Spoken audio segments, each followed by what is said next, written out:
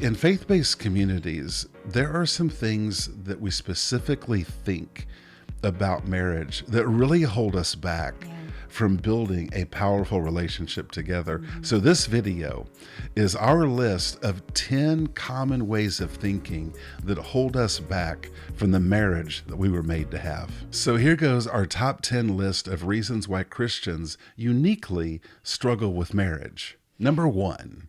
Because Christians are surprised when their spouse fails. Oh my goodness. I'm so shocked. I married a Christian. You I sin? thought they wouldn't sin. I can't believe it. Like, they said a cuss word.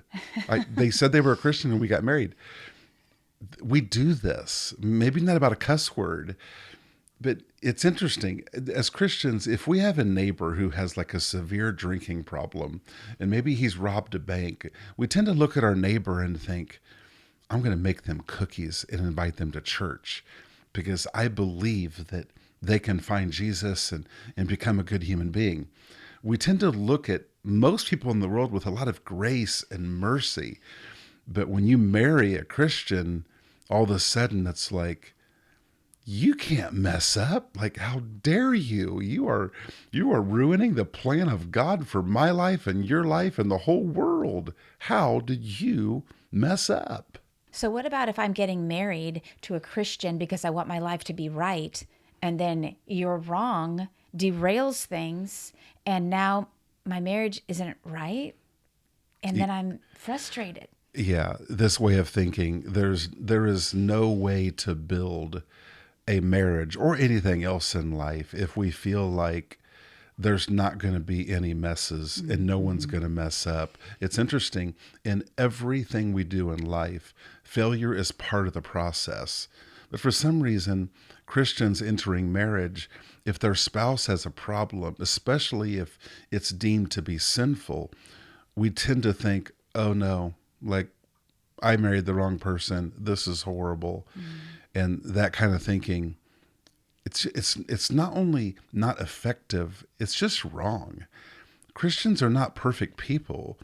Christians are people who are honest about failure. And that's the good news about marrying someone who is walking with God. It's not that they're going to be perfect. It's that they'll be repentant and they'll apologize and they'll admit when they're wrong. Number 2, we struggle with marriage because we don't prepare for it. I wonder if we think that, you know what, I'm a Christian, you're a Christian, God is going to so bless our marriage that we don't have any problems.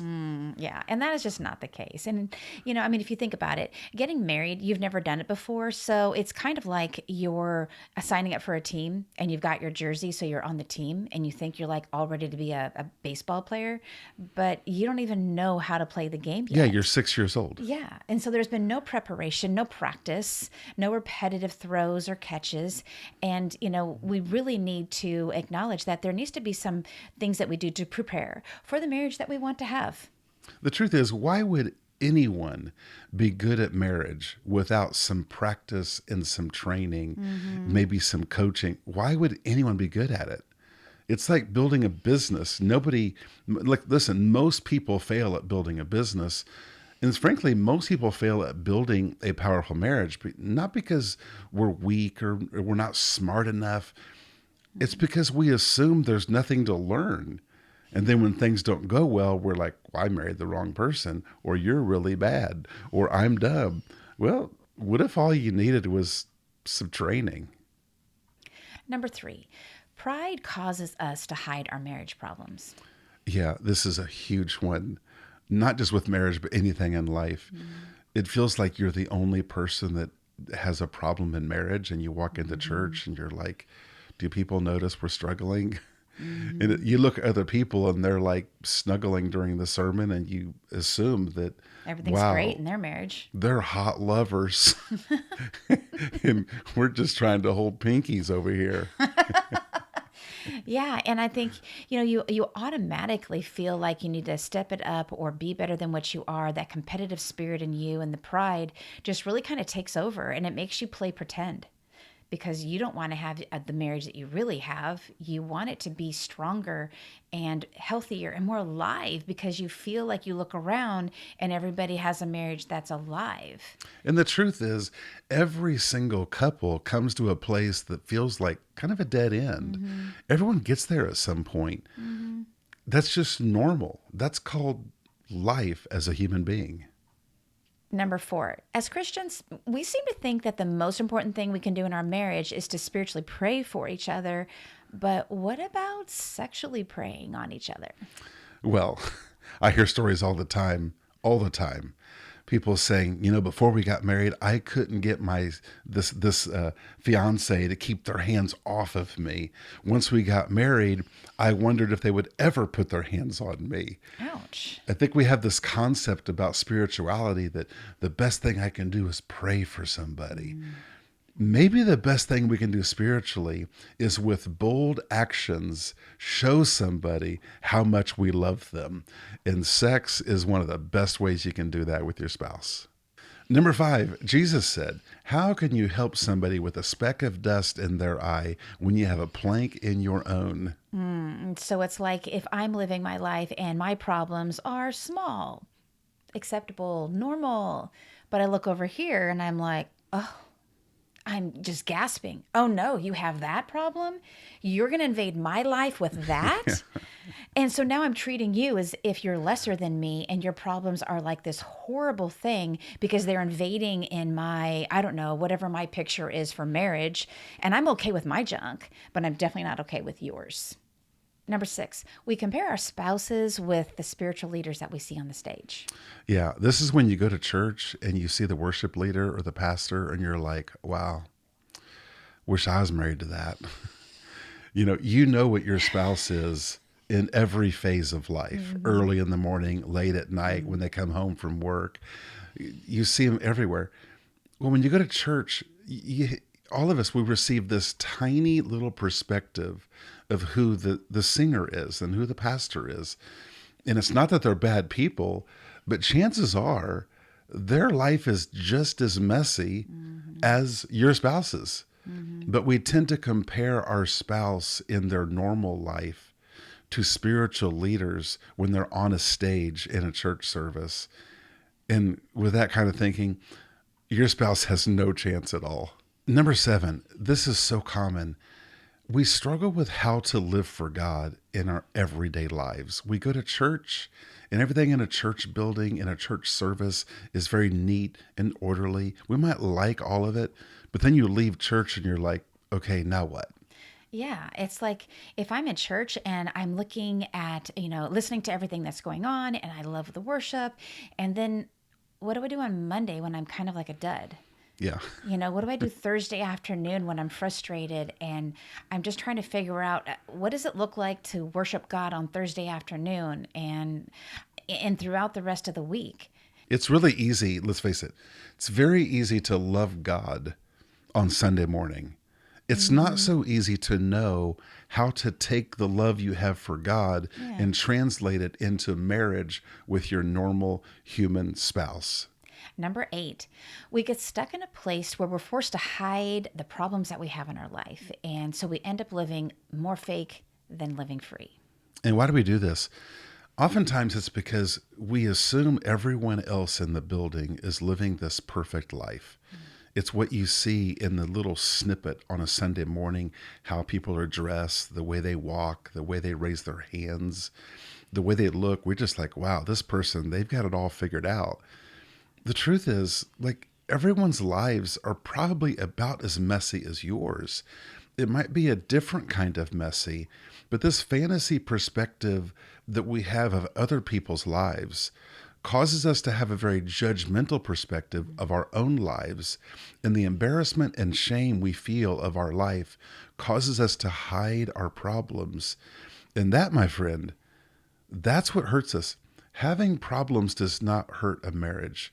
Hiding problems destroys a marriage. And number 9, unmet spiritual expectations.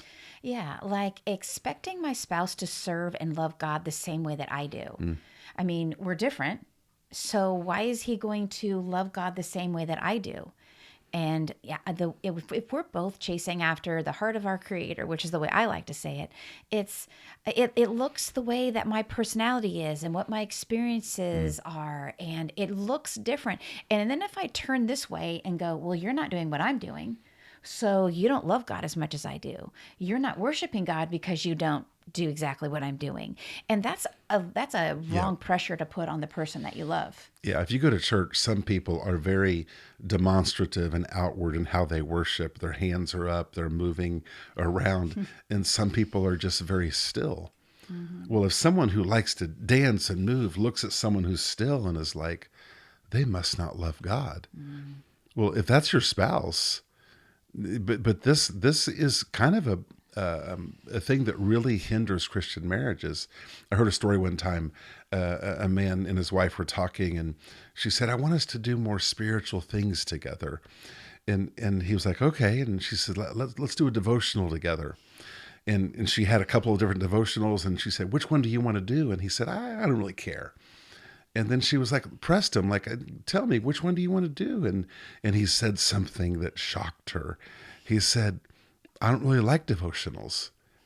And it made her think, You don't how love God. how dare you not like devotionals? But the way we look at spirituality, we put expectations on people. You know, some people, it is their thing to get up at 6 in the morning and pray and read the Bible. Maybe your spouse gets up at 6:30 and makes breakfast for the kids. What's more spiritual? Maybe they both are. Number 10, we let prayer replace action. Yeah, the number of times I've been in a church service and there's a time for maybe prayer and if you're struggling with marriage, we want to pray for you and we want to pray that God will touch your marriage. And I'm Mm-hmm. not opposed to that. Mm-hmm. But God's not going to jump into your house and force your spouse to be different and force Mm-hmm. you. Like prayer is a good thing while combined with action. Yes. The best prayer moves us to action. I think of a man who told me one time, he's probably 69 years old. He told me with tears in his eyes, he said, all I want before I die is for my wife to show me she loves me. Now, his wife is very prayerful. She leads women's Bible studies, but he just wants her to give him a hug. And sometimes we pray for God to do something without having the courage to do something ourselves. So there's our top 10, the ways we think that holds us back from building the kind of marriage that God has designed for us to have. We work with a lot of couples, and you would be shocked at how many people their response is, well, I thought you were going to tell us to pray and read the Bible more. And the fact is, they're already reading and they're already Yeah. praying. And the missing link is not their effort and how hard they're trying. It's they just don't know what to do on Thursday afternoon or on Monday. They don't know what it looks like. Yeah, so true.